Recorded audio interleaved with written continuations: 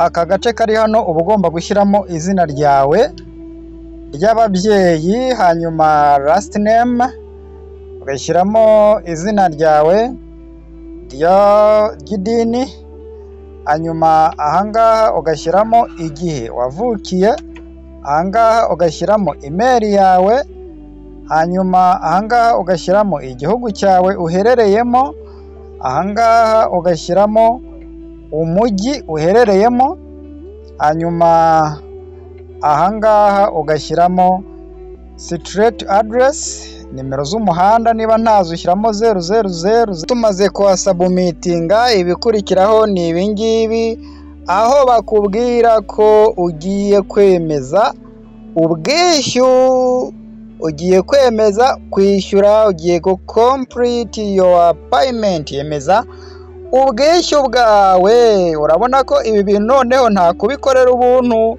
birasaba amafaranga, hanyuma bakakubwira ko ugomba gushyiraho card holder.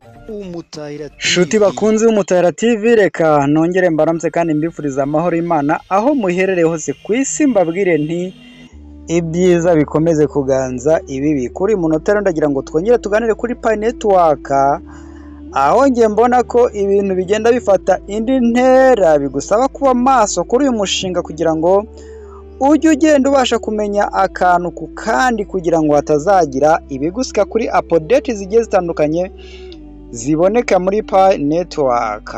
Bimwe mu bintu tugomba kumenya bigaragara muri Pi Network ni mu bihe bimwe na bimwe tuba tugiye gukora mining cyangwa se turangije gukora mining, hanyuma tugasabwa kugira ibintu runaka dukora cyangwa twuzuza mu gihe dusa naho tubihawe. Kimwe rero mu bintu abantu benshi bakunze kubona iyo bamaze kumayininga, babaha aka gapaje kameze gutya, kameze uku nguku, aho baba babasaba kuza ugahita ukanda ahangaha, warangiza ugakanda ahangaha ugahita ukora submit ahangaha.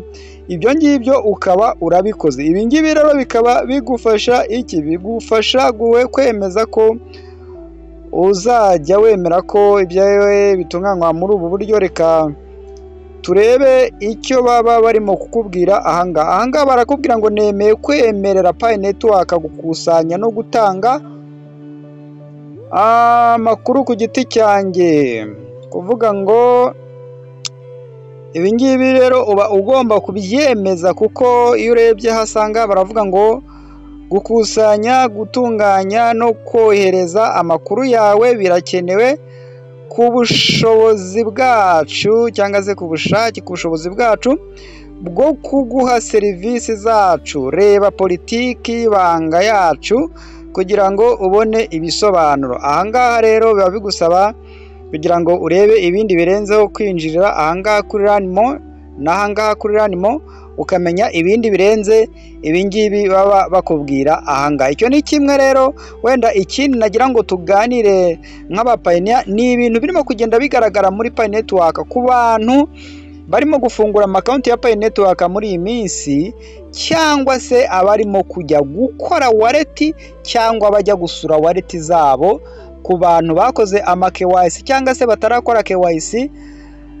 ariko batarahabwa migration. Ku bantu bahawe migration bo ndabona bitarababaho, ariko ku bantu batarahabwa migration, bahawe KYC cyangwa batahawe KYC, cyangwa umuntu wese ushaka gukora new wallet, icyo abona muri iyo wallet yiwe nicyo tugiye kureba, turebe iki ibyo bintu bivuze cyangwa se icyo bimaze.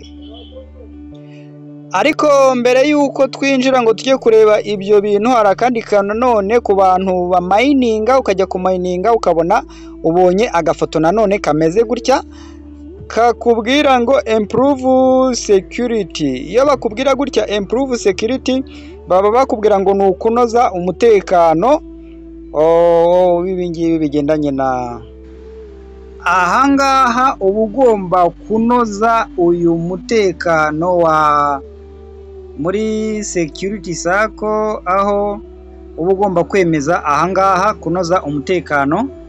Tugiye kuri iriya foto yo hirya aho bimeze gutya, ahangaha niho uba ugomba kwemeza kunoza umutekano, improve security. Icyo ni kimwe nanone ugomba gukora mu gihe ubonye aka kantu, mu gihe umaze kumayininga. Hanyuma ibindi wenda reka tujye muri iyo umaze gukora wallet cyangwa se winjiye muri wallet ushaka gusura wallet yawe, urebe uko amakuru yo muri wallet yawe imeze. Bimwe mu byo ugomba gukora,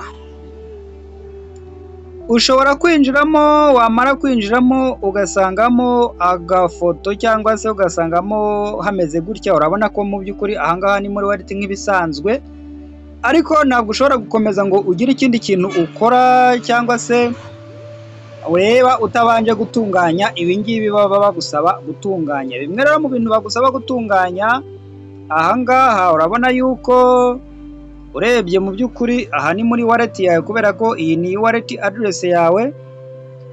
Ikintu bagusaba no gukora ibi bintu bita activate your wallet.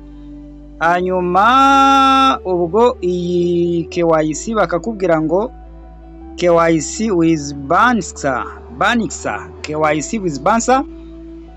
Hanyuma ibi bikaba bivuga ko ugomba gukora iyi KYC ya Banxa cyangwa se guhuza iyi wallet address na Banxa. Aha rero bakaba bakubwira ni buy some startup P. Ibi rero nugeramo ushobora kubisangamo, ariko se ushobora kubikoraho iki? Ushobora gusangamo aka gapage, ariko ushobora kugasangaho ahangaha hatari active. Namwe ngira ngo muraza kugenda mwikorera ubushakashatsi bugiye butandukanye kugira ngo mumenye icyo mwakora mugeze aha hantu, kuko ibintu biragaragara ko byahinduye isura muri Pi Network. Winjiye ugasanga ahangaha gutya hameze gutya, biragoye ko wabikora ngo bitungane.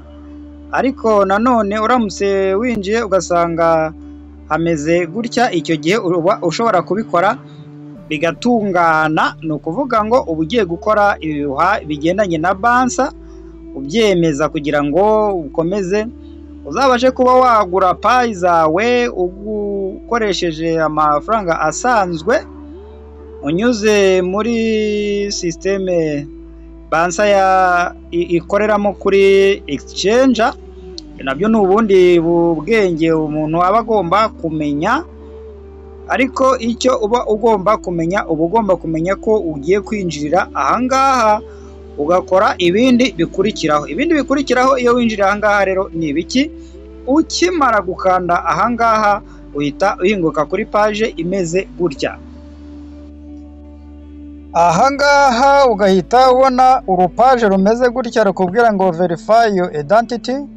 Hanyuma ahangaha rero ugomba gukora ibingibi bikurikira. Aka gace kari hano uba ugomba gushyiramo, reka mbikwereke neza. Aka gace kari hano uba ugomba gushyiramo izina ryawe ry'ababyeyi, hanyuma last name ugashyiramo izina ryawe ry'idini. Hanyuma ahangaha ugashyiramo igihe wavukiye, ahangaha ugashyiramo email yawe. Hanyuma ahangaha ugashyiramo igihugu cyawe uherereyemo, ahangaha ugashyiramo umujyi uherereyemo. Hanyuma ahangaha ugashyiramo street address, nimero z'umuhanda niba ntazo ushyiramo 00004. Hanyuma city, ushobora gushyiramo nanone umujyi wawe ushobora kuba ubamo. Hanyuma zip code, ahangaha naho zip code niba uri mu Rwanda ahangaha ushyiramo 0. Hanyuma ahangaha hasi barakubwira ngo document type ID identification.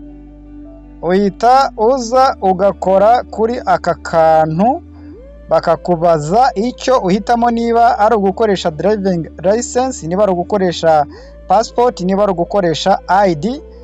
Ugahitamo kimwe muri ibyo bikoresho ugiye gukoresha. Iyo umaze guhitamo kimwe muri ibyo bikoresho ugiye gukoresha, akaba ari cyo wemezaho. Ahangaha hasi hasigaye bakubwira gushyiramo document number. Document number ni niba ari nimero y'indangamuntu cyangwa se niba ari iya passport cyangwa se ari iya perimi, niyo ugomba kuba ushyira ahangaha. Wamara kubikora ugahita uza hasi ahangaha kuri submit ugasubmitinga. Iyo umaze gusubmitinga rero bigenda bite? Aha rero uba ugomba kuhasubmitinga bakubwira ngo submit my details to Bansa. Reka tuhasubmitinge hanyuma turebe ikigiye gukurikiraho.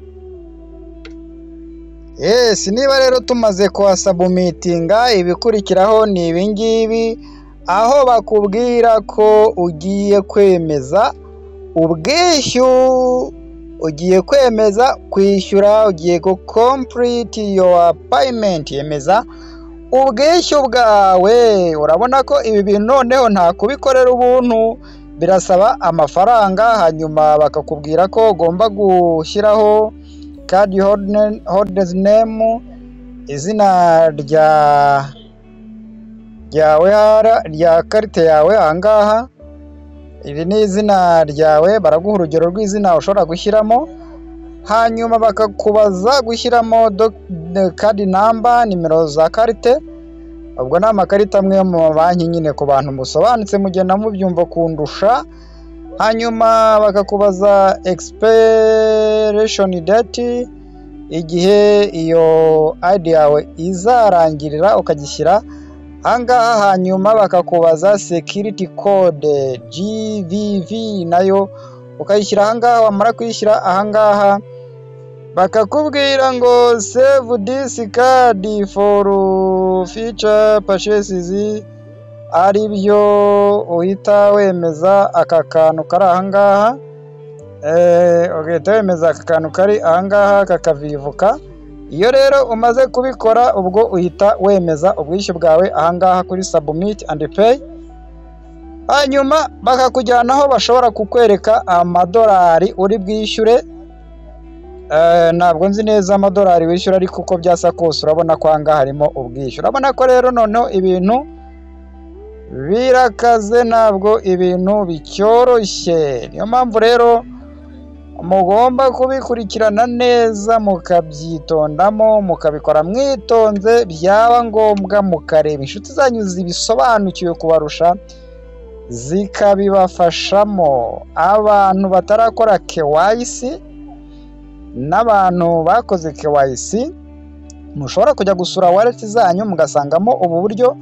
Ibi ngibi mushobora kubikora kugira ngo murebe ko namwe mwabasha kugera kuri wallet ibasha kuba yakwakira payi. Ubwo ni ku bantu bashaka kuba bakwakira payi mu buryo bumwe cyangwa se ubundi. Ibi ngibi mushobora kubikora kandi mukabikora neza. Haragenda habonekamo utu tip tugiye dutandukanye ku buryo hazamo utuntu ducanganye, ariko buri wese agomba kwikorera ubugenzuzi n'ubushakashatsi akagira ibyo amenya birenze ibi ngibi muri Pi Network. Reka mbashimire kandi mbifurize amahoro y'Imana. Bye bye.